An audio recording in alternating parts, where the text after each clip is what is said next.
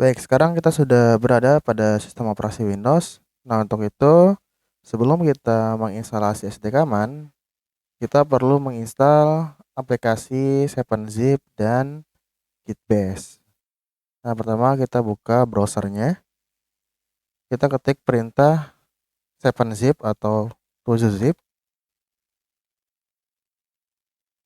Nah, di sini ada dua versi, ada versi yang 2019 dan di sini ada versi 2021. Nah, bedanya kalau yang 2021 ini masih alpha, sedangkan yang versi 19 ini versi yang stabil. Nah, kemudian kita download sesuai dengan arsitektur dari sistem operasi kita. Nah, kebetulan di sini saya menggunakan arsitektur 64 bit, maka kita download yang bagian 64 bit atau x64. Selanjutnya kita juga akan mendownload Git Bash. Kita ketik saja di sini Git Bash. Kemudian kita menuju ke git-scm.com atau git download. Kemudian kita pilih download 2.30.1 for Windows. Nah, sekarang sedang mendownload dua aplikasi 7-Zip dan Git. Sekarang kita tunggu saja sampai prosesnya selesai. Nah, setelah proses download selesai, maka kita akan menginstal satu persatu aplikasi yang akan kita butuhkan. Yang pertama, kita install terlebih dahulu aplikasi 7-Zip-nya.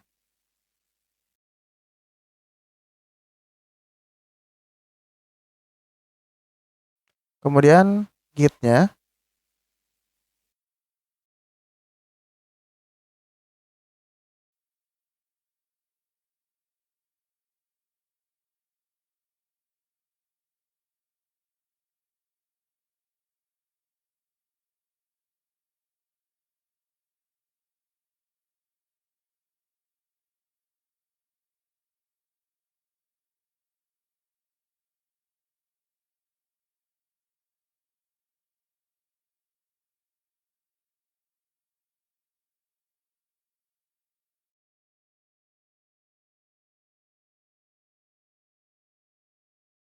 Baik, sekarang kita buka aplikasi Git-nya.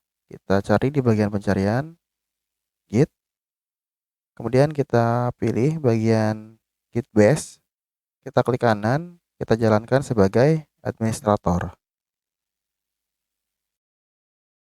Baik, pastikan teman-teman sudah seperti ini ya tampilannya. Kemudian sekarang kita akan melakukan simbolik link atau menghubungkan antara aplikasi 7-Zip dengan Git Bash-nya, yaitu dengan perintah ln -s atau strip s, kemudian c, kemudian program, kemudian files, kemudian -7-zip, kemudian 7z.exe, lalu c lagi, kemudian program, files, git, min gw64 bin zip.exe.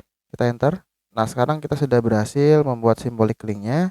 Kemudian kita akan melakukan instalasi SDK-man-nya, yaitu dengan perintah export sdkman_dir, kemudian sama dengan double quote c sdkman, kemudian curl-s, kemudian https. Nah, ini caranya hampir sama ya untuk cara instalasi seperti di Linux. Kemudian get, kemudian sdkman.io, kemudian bash.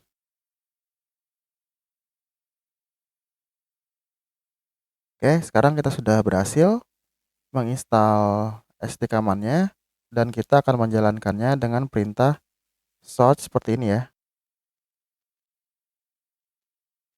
Nah, ini kita copy aja.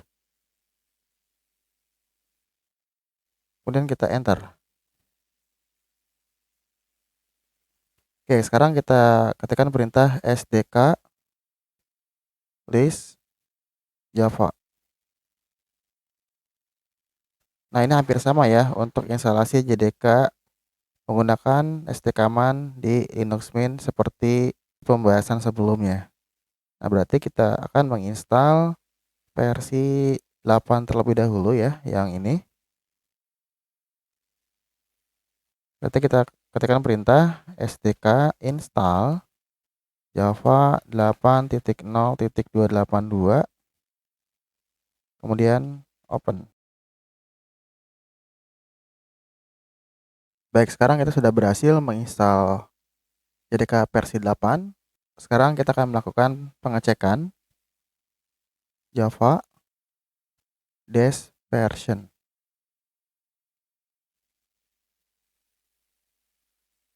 Oke, ini sudah berjalan dengan baik.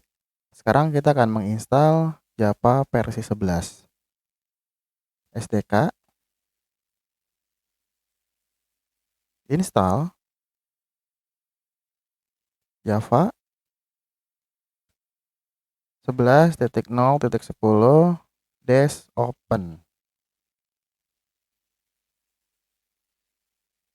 Kemudian kita enter.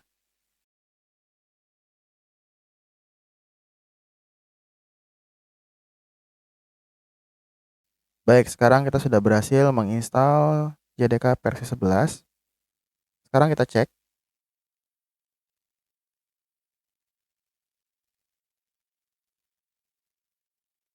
Nah, ini sudah versi 11 ya. Dan sekarang akan berpindah ke versi JDK 8. Kita gunakan perintah SDK use Java 8.0.282 dash open. Enter. Oke, sekarang kita cek lagi. Java dash version. Baik, sekarang kita sudah beralih ke versi JDK 8. Nah, kesimpulannya dari penjelasan sebelumnya, kita telah berhasil menginstal JDK di dua sistem operasi, yaitu sistem operasi Linux dan sistem operasi Windows. Dan caranya sama ketika kita menggunakan STCommand, tetapi jika kita menggunakan cara instalasi JDK menggunakan file binary maupun repository, itu akan ada perbedaan antara dua sistem operasi tersebut. Dan saya merekomendasikan kepada teman-teman untuk menggunakan STCommand karena lebih memudahkan dalam melakukan instalasi dan perpindahan versi JDK-nya.